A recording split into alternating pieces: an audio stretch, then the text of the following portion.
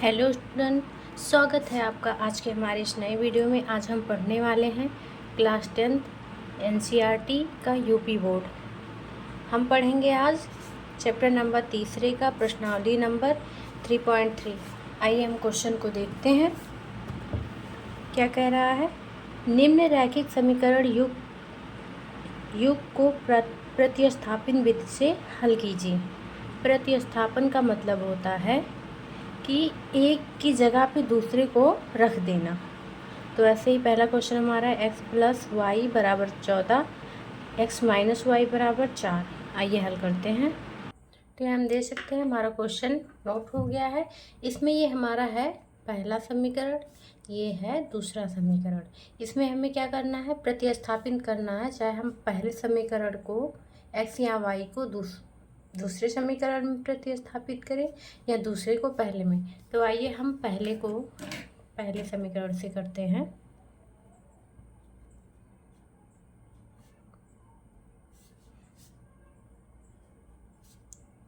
x = 14 - y।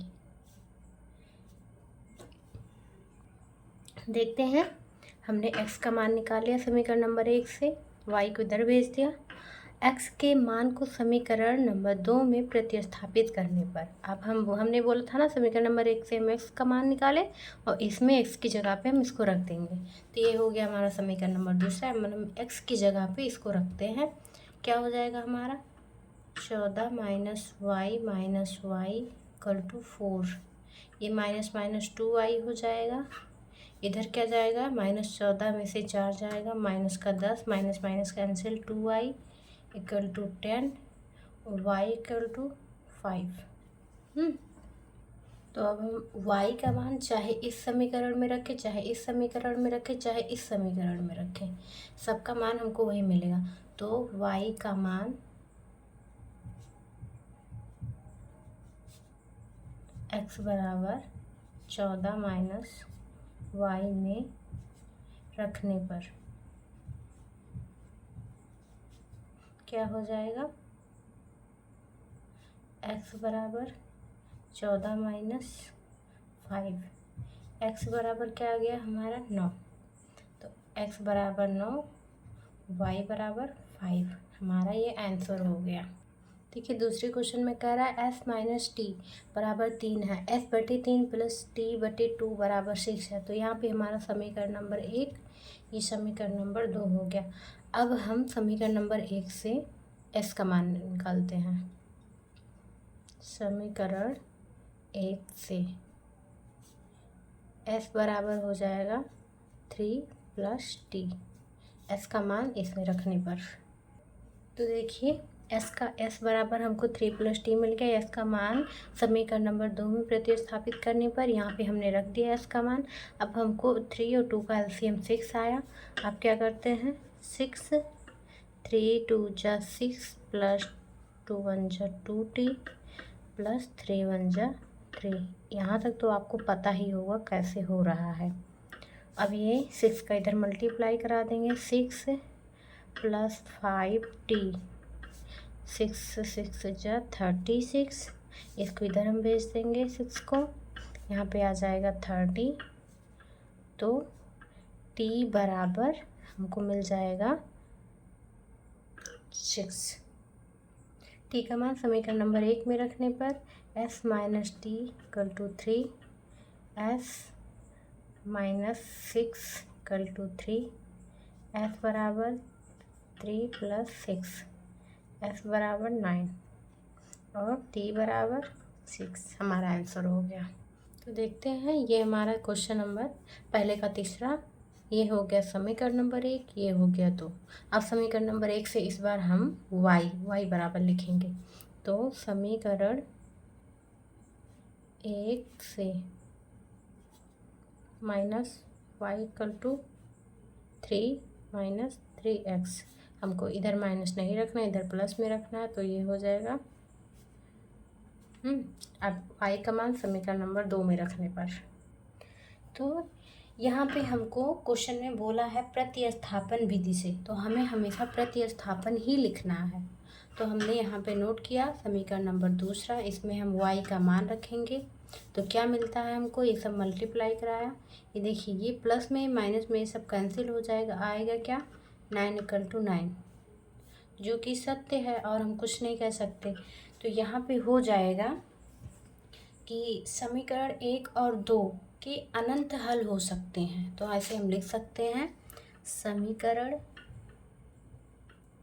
1 और हम note करते हैं अपना चौथा क्वेश्चन क्या कह रहा है। मैं कह रहा है 0.2x प्लस 0.3y = 1.3। यहाँ पे कह रहा है दूसरा समीकरण 0.4x प्लस 0.5y = 2.3। यहाँ हम निकालते हैं x या y बराबर निकालेंगे। तो चलिए हम करते हैं समीकरण 1 से।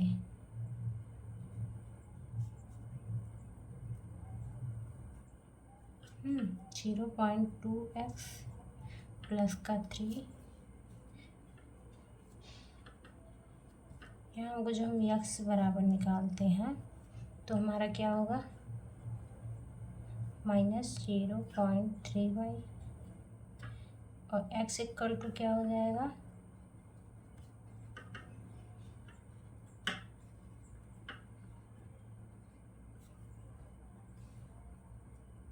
अब इस x का मान यहाँ समीकरण नंबर 2 में x में रखते हैं। देखिए मैंने यहाँ तक किया।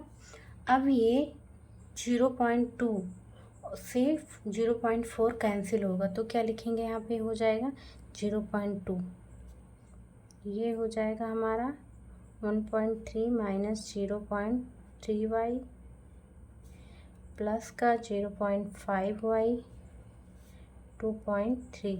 अब हम इसका इसमें मल्टीप्लाई करा के फिर ऐड करते हैं। जब हम 0.2 से 0.3 में भाग देंगे तो यहाँ से ये पॉइंट हट जाएगा, ये पॉइंट हट जाएगा, हमारा केवल बचेगा 2। अब 2 का इसमें मल्टीप्लाई कराएंगे तो हो जाएगा हमारा कितना 2.6 माइनस 0.65 प्लस का 0.5y = 2.3। अब इसको हम इधर भेज देते हैं, इसमें जोड़ते हैं और घटाते हैं। 6 बड़ा है 5 छोटा, तो 6 में से 5 गया, माइनस का 0.1y = -2.6। अब क्या होगा, इधर हम माइनस करेंगे तो क्या मिलेगा हमको 0.3, माइनस का 0.3, इधर भी माइनस y, माइनस से माइनस कैंसिल हो जाएगा तो बचेगा हमारा 0.1y = 0.3, y = 0.3/0.1। इसमें जो आपको नहीं आ रहा है दशमलव हटाने तो ऊपर नीचे 10 से मल्टीप्लाई करा दीजिए तो हो जाएगा हमारा यहाँ पे कितना हो जाएगा,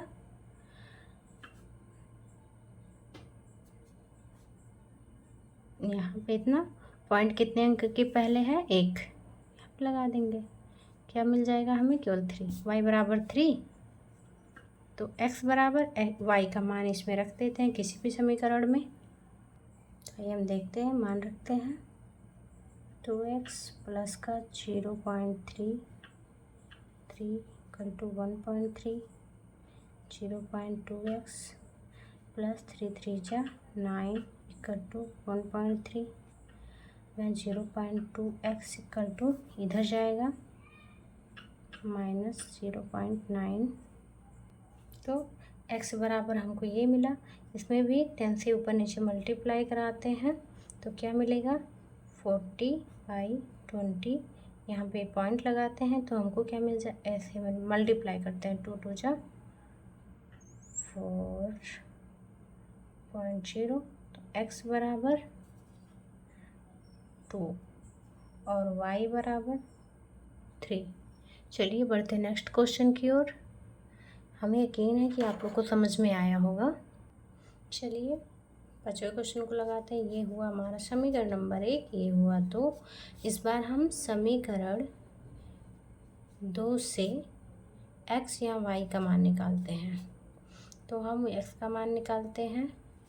ये क्या हो जाएगा, शून्य है इधर, ये इधर जाएगा तो क्या हो जाएगा प्लस का √8y, x equal to √8y by √3। x का मान समीकरण नंबर 1 में रखने पर, x का मान समीकरण नंबर 1 में प्रतिस्थापित करने पर हमने यहाँ तक किया। तो अब हम आप देख सकते हैं इन दोनों में हमारा y कॉमन है, y को हम बाहर निकालेंगे, बचेगा हमारा क्या √16/3 प्लस का √3 इक्वल टू में 0 है तो क्या हो जाएगा, ये मल्टीप्लाई में इधर जाएगा बटे में हो जाएगा, बटे में जाएगा तो इधर हमारा 0 है इसके हर अंश में, तो ये भी क्या हो जाएगा 0, y बराबर हो जाएगा 0। अब y का मान हम समीकरण नंबर 2 में रखते हैं, तो क्या हो जाता है 8 × 0 equal to √3x minus 0 equal to 0, x equal to 0, क्योंकि इसके साथ भी वही कंडीशन होगा जो y के साथ हुआ था, तो हमें यहाँ y का मान 0 प्राप्त हुआ। तो आइए देखते हैं, ये हुआ हमारा समीकरण नंबर 1, ये हुआ 2। यहाँ पे हम समीकरण नंबर 1 से मतलब 2 से निकालेंगे x या y का मान, 2 से x। तो देखते हैं यहाँ तक हमने हल किया। अभी x बराबर क्या हो जाएगा, यहाँ पे 3 से मतलब चलो मल्टीप्लाई ही करा देते हैं, नहीं तो फिर दिक्कत होगी, -3y/2, ये कैंसिल होगा, 3 × 3 3 2 6,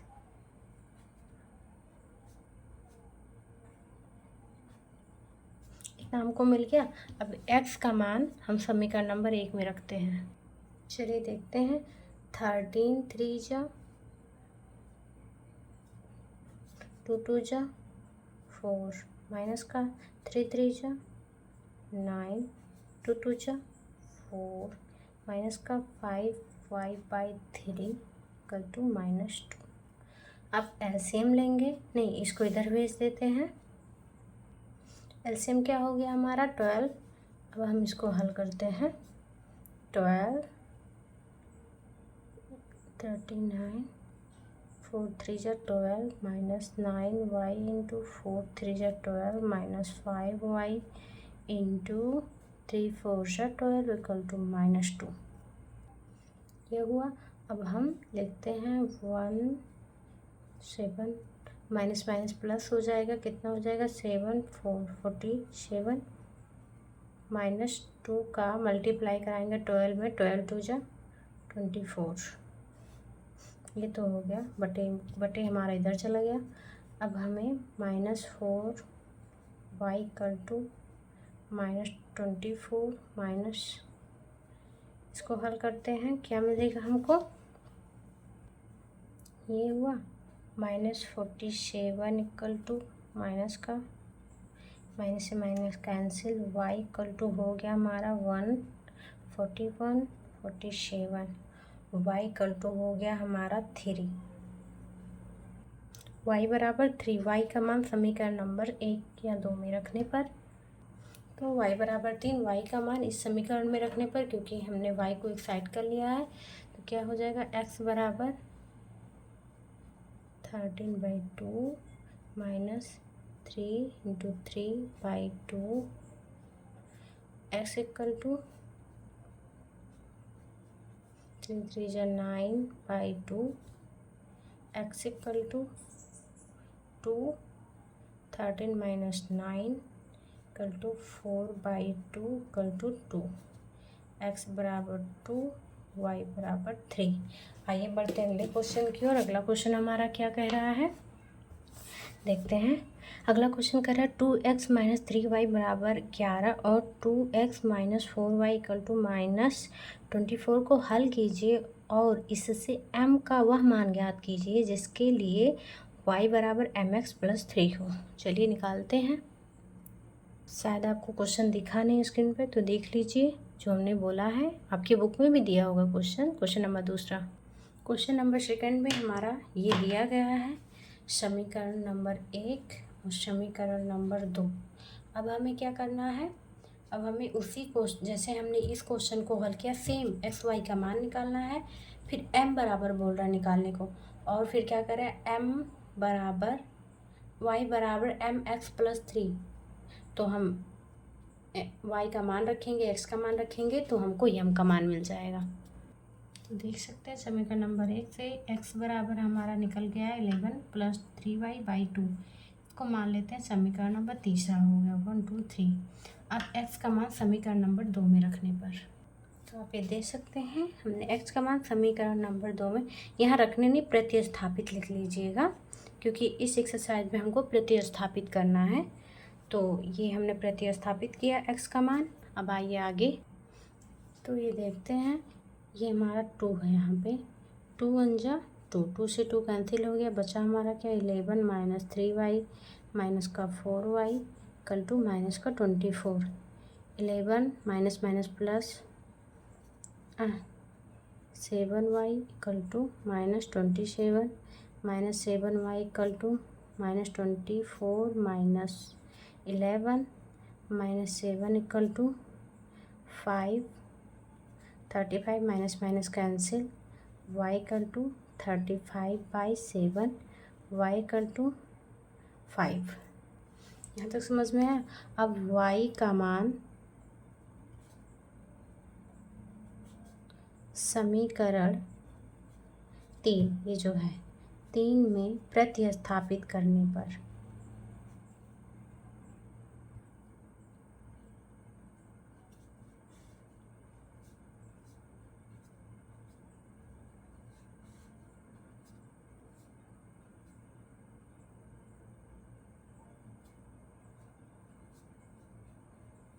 x बराबर क्या आ गया, माइनस का 2, तो हमें x बराबर -2, y बराबर 5। अब क्वेश्चन में क्या बोला है, m बराबर क्या कीजिए, और y क्या दिया है, mx+3। अब यहाँ पे हम y बराबर हमारा क्या आया है 5, x बराबर क्या है -2 +3, 5 = -2m + 3 -3 = -2m। और क्या हुआ, ये 5 में से 3 गया, 2 = -2m। क्या हो गया, -2m = 2, m = 2/2, 2 से 2 कैंसिल, 1 आ गया, -m = 1, m = -1। हमें m का मान निकालना था, हमने निकाल लिया। यहाँ देखते हैं हमारा तीसरा क्वेश्चन क्या कह रहा है, निम्न समस्याओं में रैखिक समीकरण युग्म बताइए और उनके हल प्रतिस्थापन विधि द्वारा ज्ञात कीजिए। पहला क्वेश्चन हमारा क्या है, प्रतिस्थापन विधि द्वारा ही ज्ञात करना है। दो संख्याओं का अंतर 26 है और एक संख्या दूसरी संख्या की 3 गुनी है, उन्हें ज्ञात कीजिए। आइए निकालते हैं। तो हम देख सकते हैं यदि माना दो संख्याएं x और y इस प्रकार है कि x जो है बड़ा है y से, संख्याओं का अंतर 26 है, तो जब x बड़ा है तो x में से ही कम माइनस होता है, जो ज़्यादा उसी में से छोटा माइनस होता है ना, = 26। समीकरण नंबर 1 हो गया। फिर कहता है पुनः एक संख्या 3 गुनी है, तो 3 गुनी दूसरी संख्या से है,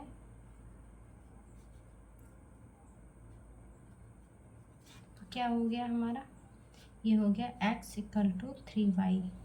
ये हो गया समीकरण नंबर दूसरा।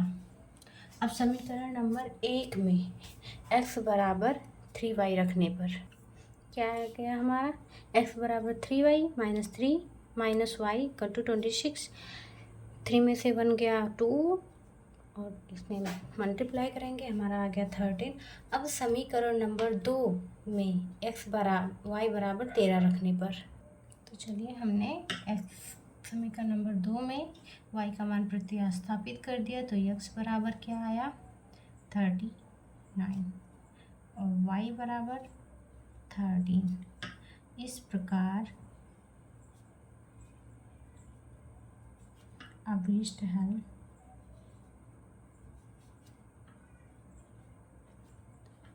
x equal to 39, y equal to 30। उत्तर हो गया। चलिए अगले क्वेश्चन की ओर। यहाँ देखिए हमारा अगला क्वेश्चन क्या कह रहा है, दो संपूरक कोणों में बड़ा कोण छोटे कोण से 18 डिग्री अधिक है, उन्हें ज्ञात कीजिए। आइए निकालते हैं।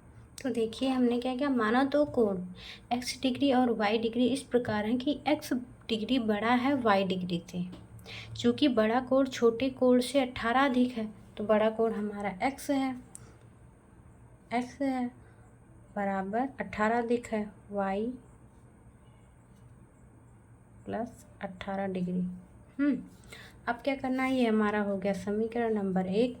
तथा बोल रहा है दो संपूरक कोण तो दो संपूरक कोणों का योग होता है 180। दो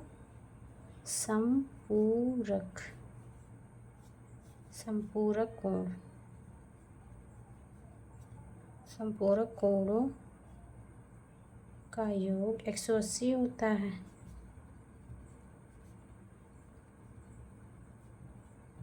तो क्या हो गया, x plus y equal to 180 degree, समीकरण नंबर 2। समीकरण नंबर 1 से x बराबर हमने निकाले, समीकरण 1 से x बराबर क्या आया है, 18 प्लस वाई। अब x का मान समीकरण नंबर 2 में रखने पर x का मान प्रतिस्थापित करने पर क्या हो गया, 18 प्लस 2y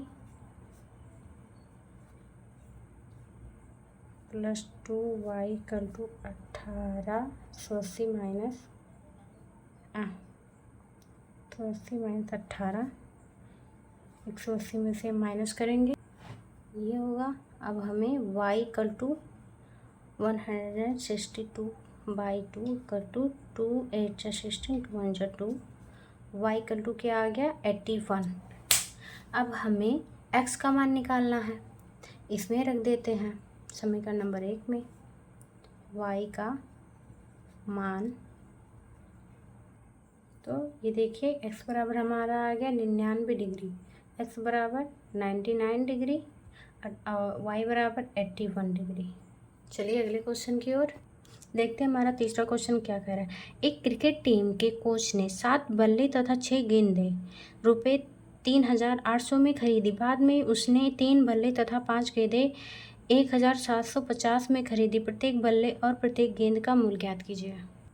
ये देख सकते हैं हम, माना एक बल्लों का मूल्य ₹x है और एक गेंद का मूल्य ₹y है। तो अब 7 बल्लों का प्लस 6 गेंदों का क्या है मूल्य, 3800 रुपये। क्या हो गया हमारा, 7x प्लस 6y बराबर 38, 3800। समीकरण नंबर 1 पुनः कहता क्या है, 3 बल्लों का मूल्य प्लस 5 गेंदों का मूल्य बराबर कितना बोलता है, 1750। तो अब देखते हैं समीकरण नंबर 1, समीकरण नंबर 2। अब हम किसी एक में x या y का मान किसी दूसरे समीकरण नंबर 1 या 2 में प्रतिस्थापित करते हैं। आपको इतना तो जानकारी हो ही गई है, हाँ। तो देख सकते हैं, अब हम इसको हल करेंगे। y का मान समीकरण नंबर 1 में रख दिया है। तो यहाँ तक आपको समझ में आ गया होगा। हमने एलसीएम लिया है और एलसीएम 5 का इधर मल्टीप्लाई करा दिया है। अब इसको हम 35 में से 18 गया, हमारा क्या बचेगा, 17x। इसको हम उधर ले जाएंगे माइनस में, इसको मल्टीप्लाई कराएंगे, कितना आएगा, 19,000 माइनस ये हो गया। और हम इसमें में से इतना माइनस करेंगे तो हमारा आएगा 8500/17। x इक्वल टू आ कितना गया हमारा, 500। x बराबर 500। x का मान समीकरण नंबर 3 में प्रतिस्थापित करने पर समीकरण नंबर 3 हमारा क्या है, y इक्वल टू -3/5 5। यहाँ पे 3x है तो हमारा क्या मान आया है इसका 500। अब हम इसको हल करते हैं। y बराबर हमको क्या मिलेगा, ये हुआ 200, 250, 5 पचे 25, 50। y बराबर 50 और x बराबर 500। तो x हमारा क्या था, x था हमारा एक बल्ले का मूल्य कितना हो गया 500 और एक गेंद का मूल्य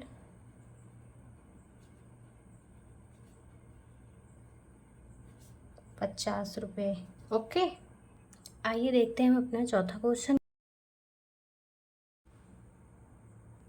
देखते हैं हमारा चौथा क्वेश्चन क्या कर रहा है। एक नगर में टैक्सी के भाड़े में एक नियत भाड़े के अतिरिक्त चली गई दूरी एक भाड़ा सम्मिलित किया जाता है। 10 किलोमीटर दूरी के लिए भाड़ा रुपये 105 है तथा 15 किलोमीटर के लिए भाड़ा रुपये 155 है। नियत भाड़ा तथा प्रति किलोमीटर भाड़ा क्या है। एक व्यक्ति को 25 किलोमीटर यात्रा करने के लिए कितना भाड़ा देना होगा। तो यह हम देख सकते हैं, माना नियत किराया x है और प्रति किलोमीटर किराया 50 है। चूँकि 10 किलोमीटर का किराया 105 है तो क्या हो गया x plus 10 y equal to 105। ये हो गया समीकरण नंबर 1। पुनः 15 किलोमीटर का किराया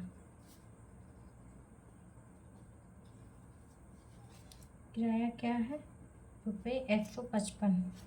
तो क्या हो गया x plus 15 y equal to 155 हो गया समीकरण नंबर दूसरा। अब समीकरण नंबर 1 से x का मान निकालते हैं। यहाँ तक हम देख सकते हैं x का मान समीकरण नंबर 2 में प्रतिस्थापित किया गया तो y का मान 10 आया। तो y का मान समीकरण नंबर 3 में रखने पर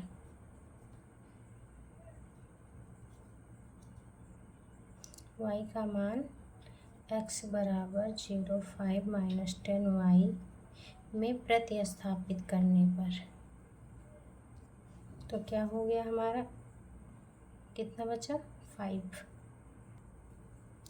105 में से 100 गया, 10 10 100 आया हमारा x बराबर 5 y बराबर 10। अतः नियत किराया बराबर रुपये 5 और प्रति किलोमीटर बराबर रुपये 10। इस प्रकार 25 किलोमीटर का किराया बराबर x प्लस 25y। y का मान हमें कितना मिला है, y का मान है 10 और 25 और x का मान है हमारा 5। ये प्लस है, कितना हो गया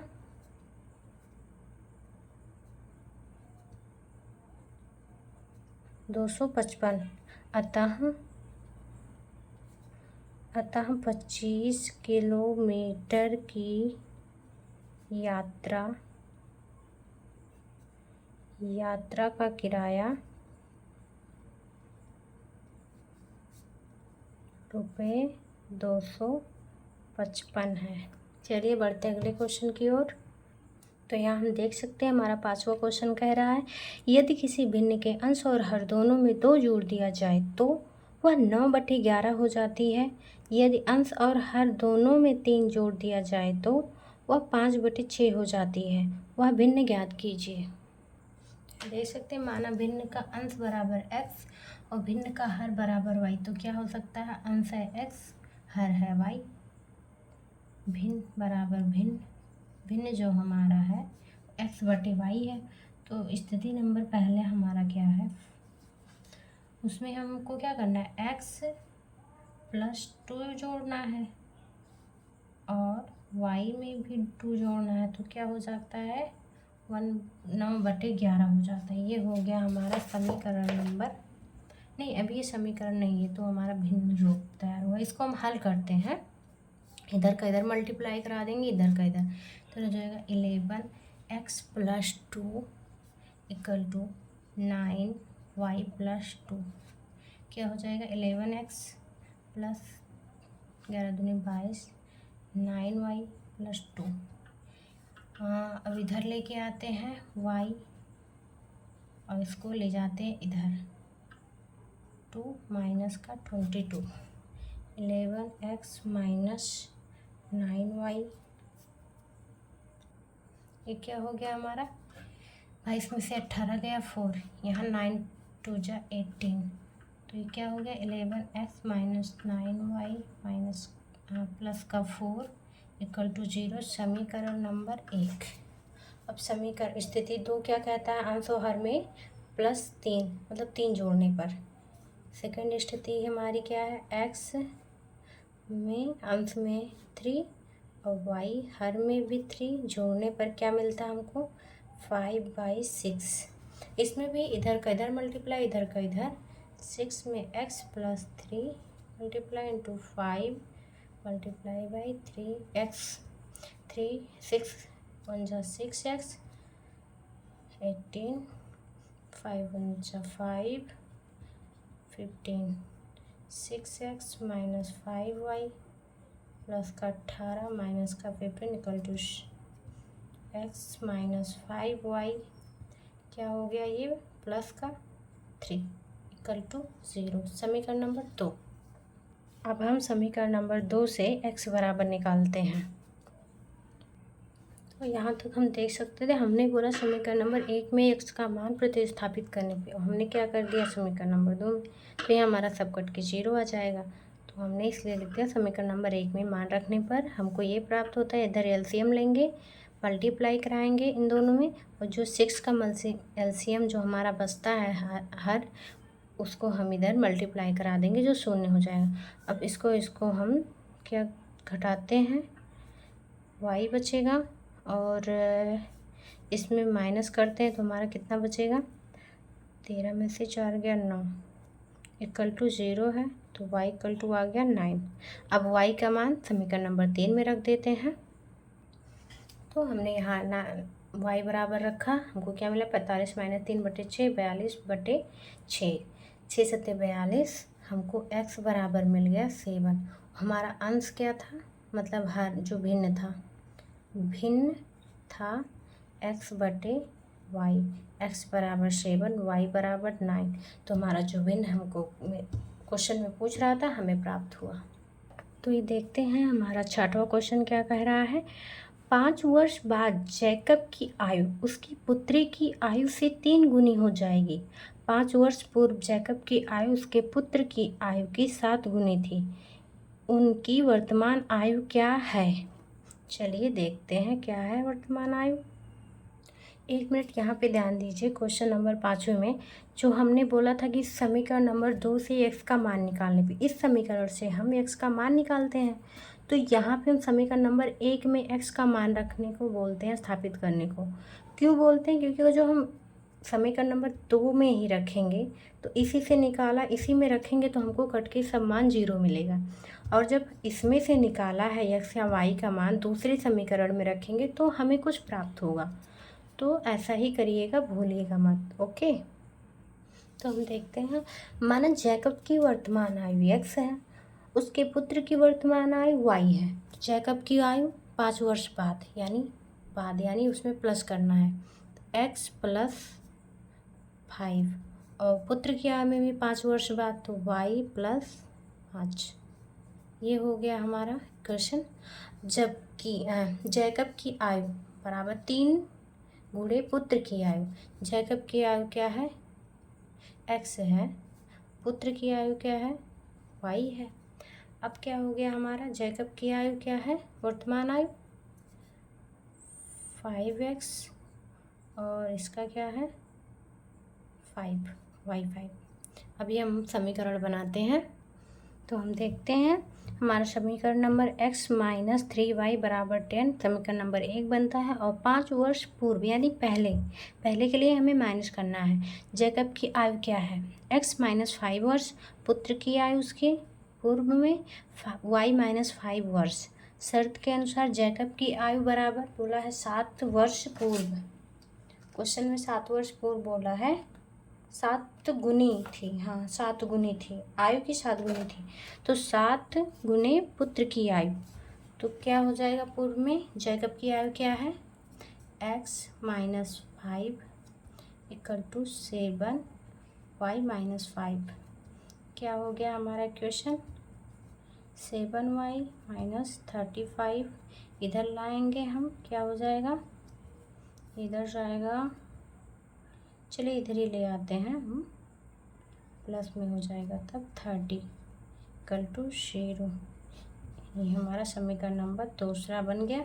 अब इसमें से हम x, चाहे समीकरण नंबर 1 में से x बराबर करेंगे, चाहे समीकरण नंबर 2 में से, जिसमें से करेंगे उसके दूसरे पार्ट में हम उस मान को रखेंगे। देखते हैं समीकरण नंबर 1 से।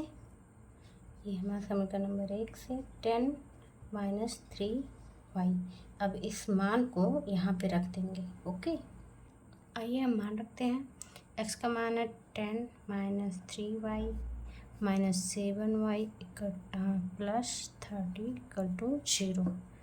ये क्या हो गया? 10 minus 7 into 10y plus 30 equal to 0 minus का 10y इक्वल टू माइनस का 40, minus minus cancel, 10y equal to 40, y equal to 4। तो यहाँ मैंने गलत कर दिया था, इधर आएगा ये -3, इधर आएगा तो +3 हो जाएगा। तो ये हो गया हमारा 10, y बराबर 10। अब हमें y का मान समीकरण नंबर 3 में रखने पर, y का मान समीकरण 3 में प्रतिस्थापित करने पर